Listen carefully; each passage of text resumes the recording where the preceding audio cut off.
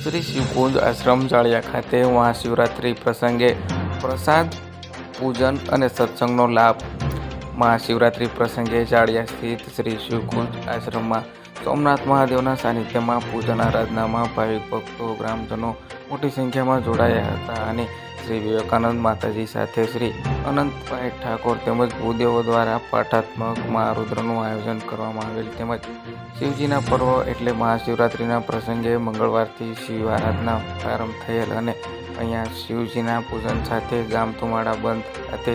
સમૂહ પ્રસાદ રાખવામાં આવેલ અને શિવજીના મહિમાવંત પર્વમાં અહીં સત્સંગમાં બે અનુભાવથી જોડાયેલ અને શ્રી